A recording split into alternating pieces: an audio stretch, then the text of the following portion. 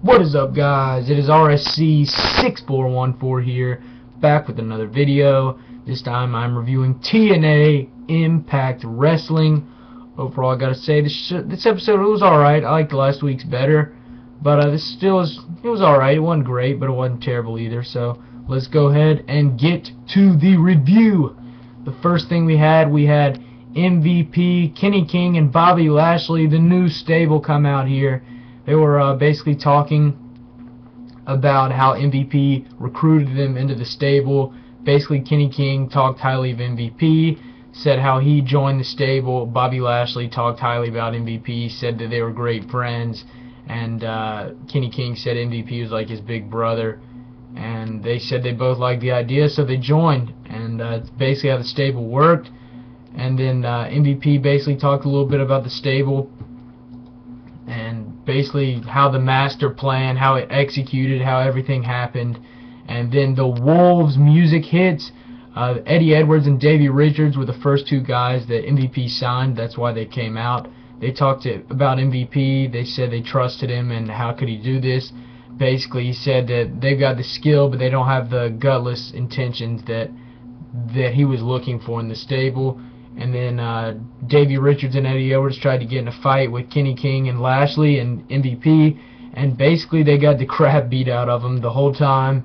And then Bobby Lashley had Davey Richards on the stage, and Bobby Lashley hits a vicious spear off the stage, right through the table, by God, right through the table. But if you want to talk like JR, but Bobby Lashley, yeah, speared him, vicious spear on Davey Richards right off the entrance stage, off the side through a table, and Richards had to get carted out. So good segment, and Richards took a pretty hard fall. The next thing we have is Eric Young. He comes out from a promo. He talks about how MVP turned his back on everybody, and Kenny King and Bobby Lashley, and how MVP stabbed him in the back. He calls Kenny King a scumbag, Lashley a sellout, and then MVP basically says they aren't sellouts. They're motivated by money, power, respect.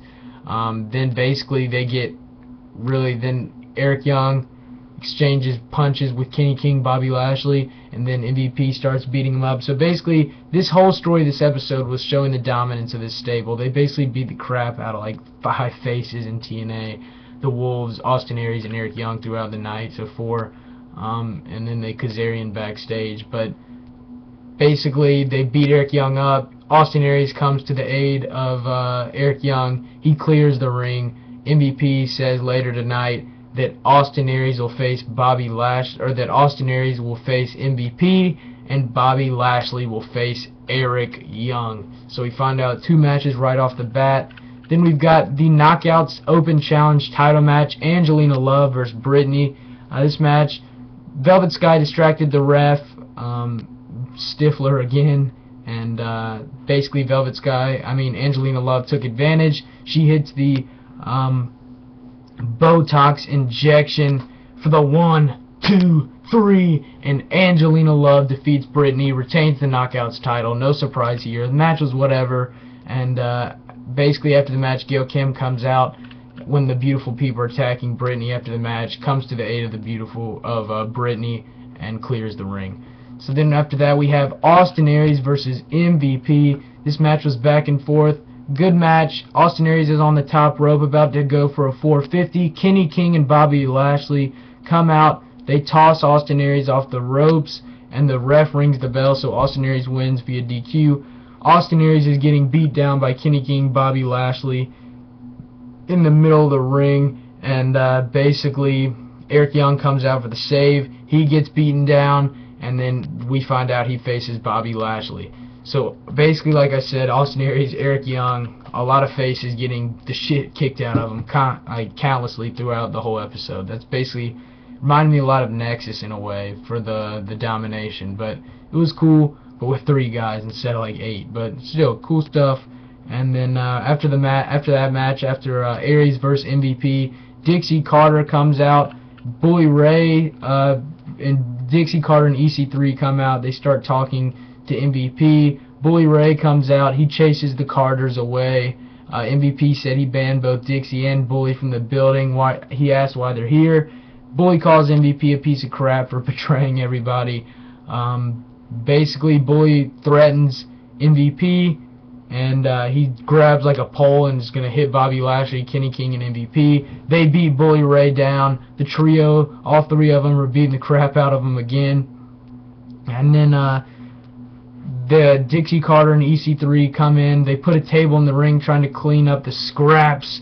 And looks like EC3 is going to put Bully through a table. Bully fights off EC3. Looks like he's about to take Dixie. EC3 comes from behind, hits Bully in the back of the leg, and then throws Bully Ray right through a table. So it looks like EC3 and Bully Ray. Do not be surprised if we see a match at Slammiversary to solve the differences between the Carters and Bully Ray. So it's a pretty good feud so far. I think probably the most entertaining in TNA right now. Next thing we had, Falls Count Anywhere match, Willow versus Magnus. This match was back and forth. Bram was ringside, Magnus' friend. He tried to give Magnus a wrench. Magnus he basically turned it down. He didn't want to use it. Magnus throws the weapon down. He turns around into a twist of fate on the ramp by Willow for the 1, 2, 3, and Willow defeats Magnus. Good match. Entertaining for what it was worth. I thought it could have gotten a little more time, but you know, what are you going to do? So overall, good match.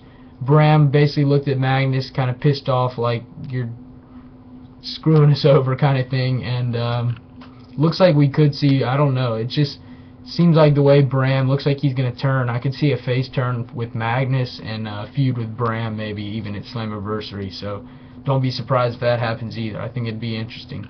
The next thing we have, Gunner talking in the mental hospital with Samuel Shaw. Gunner visited him last week. He says he's been in places like this. Gunner said he had a military friend that got entered in one of these, and he got through it, so he's going to help Samuel get through it. He tells him to trust him, and Samuel Shaw is like, why should I trust you? And Gunner told him they could start off by taking the jacket off, which is the thing around Samuel Shaw that keeps him tied up. So, interesting segment. It looks like we're going to see Gunner try and help Samuel, and I wouldn't be surprised if TNA, booked Samuel Shaw and he escaped from the insane asylum. I really wouldn't be surprised if that happened. So should be interesting with this asylum angle with Samuel Shaw and Gunner. The next thing we had, Eddie Edwards comes back in the building. He demands to fight MVP or Kenny King or Bobby Lashley since they took out his partner Davey Richards and put him through a table. Kenny King comes out.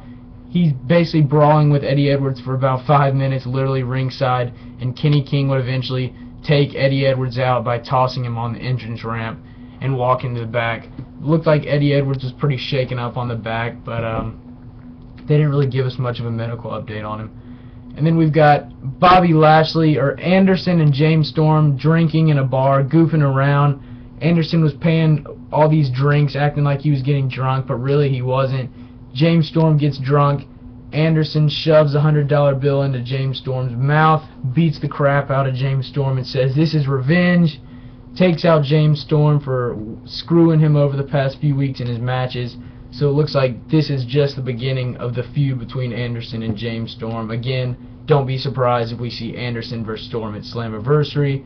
And then the main event, Bobby Lashley versus Eric Young. Non-title match, obviously.